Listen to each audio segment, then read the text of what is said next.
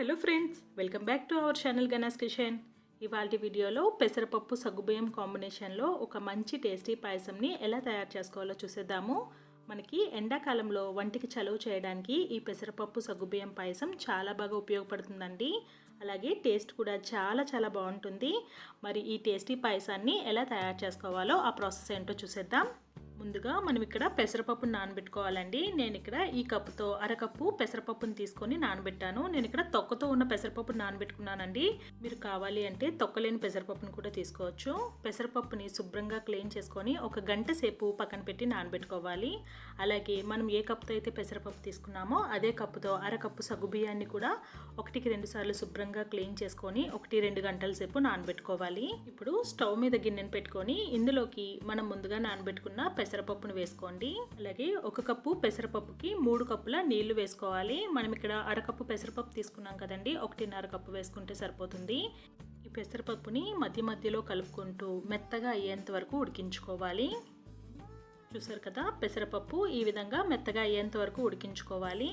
మీరు కావాలి అంటే పెసరపప్పు మొత్తం ఉడికిన తర్వాత ఒకసారి పప్పు గుత్తితో మెదుపుకుంటే ఈ పాయసం ఇంకా క్రీమీగా వస్తుందండి.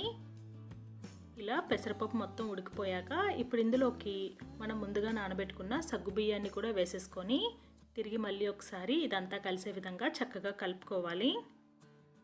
సగ్గుబియ్యం వేసాక ఇలా చక్కగా కలుపుకోవాలండి, లేదంటే ఉండలు కట్టినట్టుగా అయిపోతుంది.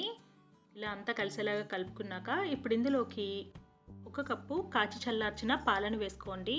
అలాగే 1 కప్పు నీళ్లు కూడా వేసుకొని తిరిగి మళ్ళీ ఒకసారి ఇదంతా కలిసేలాగా బాగా కలుపుకోవాలి. ఇప్పుడు మంటని లో టు మీడియం ఫ్లేమ్ మీద అడ్జస్ట్ చేసుకొని సగ్గుబియ్యం మెత్తగా అయ్యేంత వరకు ఉడికించుకోవాలి. మనం ఈలోపు ఈ పాయసం కోసం డ్రై ఫ్రూట్స్ని వేయించుకుందాము. దీనికోసం స్టవ్ మీద ఒక ప్యాన్ పెట్టుకొని ఇందులోకి ఒక 3 టేబుల్ స్పూన్ల వరకు నెయ్యిని వేసి నెయ్యి కొద్దిగా వేడిగా అయిన తర్వాత ఇందులోకి పచ్చి కొబ్బరి ముక్కలు వేసుకొని వీటిని కొద్దిసేపు వేయించుకోవాలి. ఇవి లైట్ గోల్డెన్ కలర్లోకి వచ్చేంత వరకు వేయించుకుంటే సరిపోతుందండి. కొబ్బరి ముక్కలు వేగాక ఇందులోకి కొద్దిగా జీడిపప్పు కూడా వేసుకొని వీటిని కూడా వేయించుకోవాలి. జీడిపప్పు కొబ్బరి ముక్కలు ఈ విధంగా లైట్ గోల్డెన్ కలర్లోకి వచ్చిన తర్వాత ఇప్పుడు స్టవ్ ఆఫ్ చేసి వీటిని పక్కన పెట్టుకోండి. ఇంకోవైపు చూసారా, సగ్గుబియ్యం కూడా మనకి సగం పైన ఉడికిపోయిందండి. ఇది ఇంకాస్త ఉడకాలి. ఇంకొక 5 నిమిషాల సేపు లో టు మీడియం ఫ్లేమ్ మీద ఉడికించుకుంటే సరిపోతుంది. చూసారు కదా, మనకి ఈ విధమైన కన్సిస్టెన్సీ రావాలండి. ఈ విధంగా దగ్గర పడ్డాక ఇప్పుడు ఇందులోకి ఒక 1/2 టీ స్పూన్ యాలకుల పొడిని కూడా వేసుకొని కలుపుకోండి. ఈ పాయసం చల్లారాక ఇంకొంచెం చిక్కపడుతుందండి, అందుకే ఈ కన్సిస్టెన్సీలో దించుకుంటే సరిపోతుంది.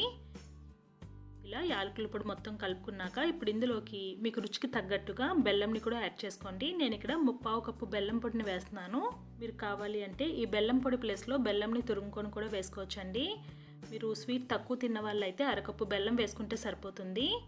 ఇలా బెల్లం మొత్తం కరిగేంత వరకు కలుపుకున్నాక ఇప్పుడు ఇందులోకి ఆఖరిగా మనం ముందుగా వేయించుకున్న కొబ్బరి ముక్కలు అలాగే జీడిపప్పు పలుకులు కూడా వేసుకొని తిరిగి మళ్ళీ ఒకసారి బాగా కలుపుకోవాలి.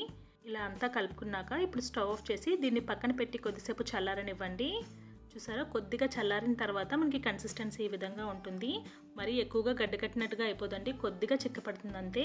దీన్ని మీరు వేడివేడిగా సర్వ్ చేసుకోవచ్చు, లేదంటే చల్లగా ఫ్రిడ్జ్లో పెట్టుకొని కూడా సర్వ్ చేసుకోవచ్చు. టేస్ట్ అయితే చాలా బాగుంటుందండి. మీరు కూడా ఒకసారి తప్పకుండా ట్రై చేశాక మీకు ఎలా కుదిరింది అన్నది మీ అమూల్యమైన ఫీడ్బ్యాక్ని మాతో కామెంట్స్లో తెలియజేయండి. మీకు కనుక ఈ వీడియో నచ్చినట్టయితే ప్లీజ్ లైక్ చేసి షేర్ చేయండి. మరిన్ని టేస్టీ రెసిపీస్ కోసం గణేష్ కిచెన్ ఛానల్ని సబ్స్క్రైబ్ చేసుకొని పక్కనే ఉన్న గంట సింబల్ని యాక్టివేట్ చేసుకోండి.